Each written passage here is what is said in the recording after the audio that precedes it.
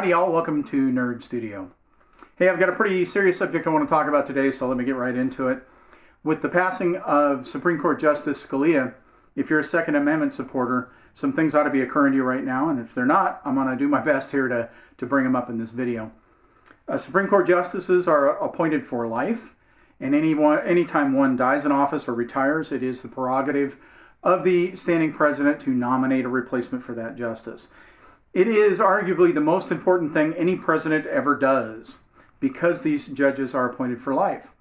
So Obama has announced that he will nominate a replacement for Justice Scalia.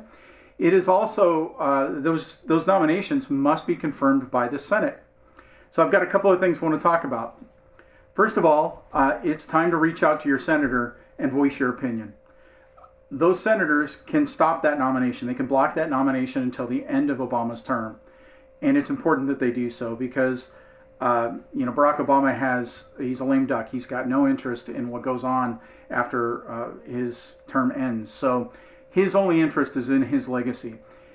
So if you have a Republican senator, it's time to reach out to that senator and say, hey, I support you in blocking that nomination. Whatever you need, you have my support to block that nomination.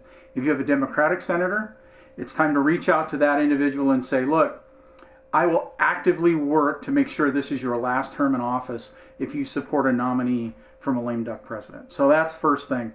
You got to get active, reach out to those senators and voice your opinion. Secondly, it's time we get serious and talk about who we're going to nominate to be the next president of the United States. Again, these justices are appointed for life. If you look at the layout of the current Supreme Court, considering the fact that we block a nomination from Obama, the next president of the United States will have the opportunity to nominate between 1 and up to 4 Supreme Court justices because of their ages and likelihood of retirement or death in office. 1 to 4 of them. Right now we have 3 justices that are anti-gun and 3 that are pro-gun with the death of Scalia. If we elect a Democratic president, that president is going to fill the court with anti-gun jurists. That will likely change the legal landscape of this country to an anti-gun stance for the next 25 to 30 years. That's likely the remainder of my life and well into my children's lives. You elect a Republican president, the fact is you will likely install judges for the next 25 to 30 years that are pro-gun. And with all of the assault weapons ban cases and Second Amendment cases that are likely to hit in the next 2 to 3 years, it's imperative that that nominee be pro-Second Amendment. So I want to get right to one point about this next election, and that is Donald Trump. Probably the most important thing we can do right now is to make sure that whatever nominee for the Republican Party we put forward is electable. This country is divided. It's almost 50-50. Whoever is going to be the next president is going to be the president because they managed to steal votes from one party to the other. So if Hillary or Bernie, whichever one gets up there, if they become president, it will be because some Republicans voted for them. And the reverse is also true. If the Republican candidate becomes president, it will be because they drew votes from the Democratic side. Donald Trump is a reality TV star. That's just the truth of it. I've had a lot of fun listening to some of the things he said. It's pretty outrageous. It could be very entertaining. But I can guarantee you, we make him the nominee, the Republican nominee for this election, we will get no votes from the Democratic side, and we will lose this election.